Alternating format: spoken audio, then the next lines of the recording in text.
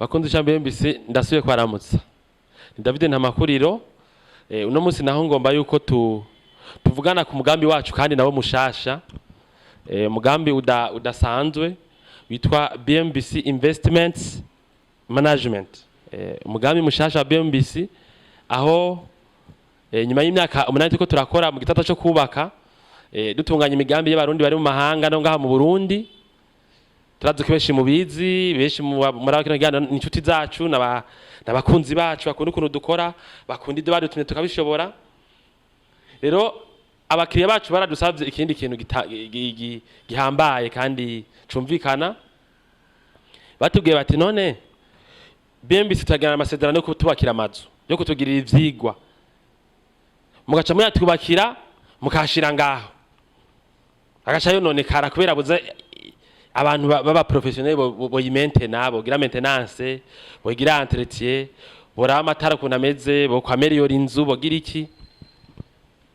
Ati rero twege tubona aya mazu mutwubakira mugira isysteme yuko tunabazeza nimbara amazu yo kubamo, mukarondera mbere n'abayapanga baza bayabamo, muhagira urwego rondera abayapanga, nimbara amazu yo ku nkaya mazu meza do passage amahoteli, mukadufasha mbere no kuyamamaza, sivyo bicanga birumvikana.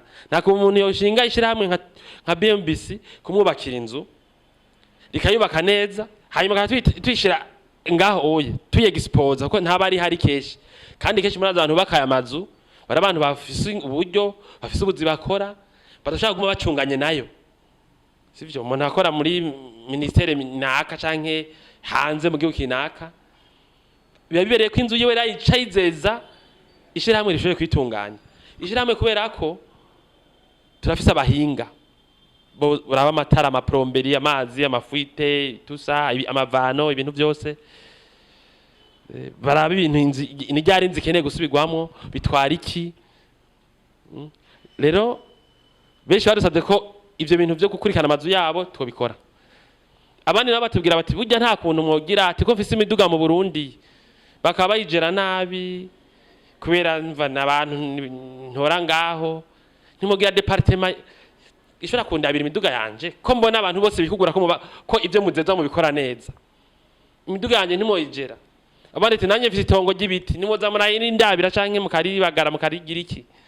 Nanje ndi mibigori ndi mu Iburandi muri Afrika y'Epfo ndi hehe, ntimundabira ibi nibi.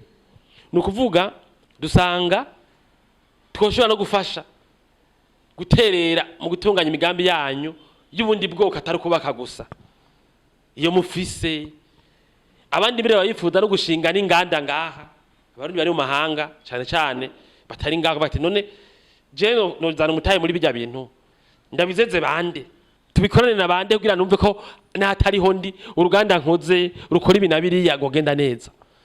Hariho n'ababifuza mbere gukora n'inganda zo mu byo kubaka, murumva aho koba ari akabijya n'andi ma projet mu zindi domaine, sivyo immobilier n'ibindi bifuza bafise nk'amatongo bakavuga bati jewe cyangwa gushito parcelle muri no tongo nagomba kugiramo un projet immobilier, mugabo qui va gérer iyo projet ko ntaba mu Burundi. Nzovyo bakana bitengaho canke ninde azokurikira ninde azobidandaza. Twegere murabona ko ivyo mudutema byose tubishobora. Kwa twaragize umuryango wagutse gw'abantu babangutse batuma ivyo mushaka tubishobora. Uretse twagize departement yitwa BMBC Investments Management, izo ziratunganya indi migambi atari iyo kubaka. Aho tuzoza twagira amasezerano amakontra n'abantu bifuza kugira investment mu Burundi zitandukanye izindi atari zo kubaka, kubera ivyo kubaka vyovyo BMBC izo inkuru izo bandanye bikora. Ngira muragitahuye rero nuko imigambi yindi mufise mushaka kwiteza ishango BMBC murakoze.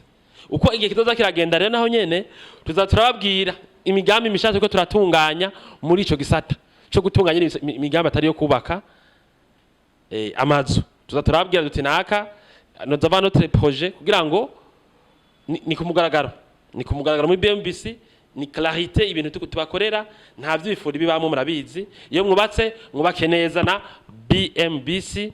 Yari David Ntamakuriro, murakoze.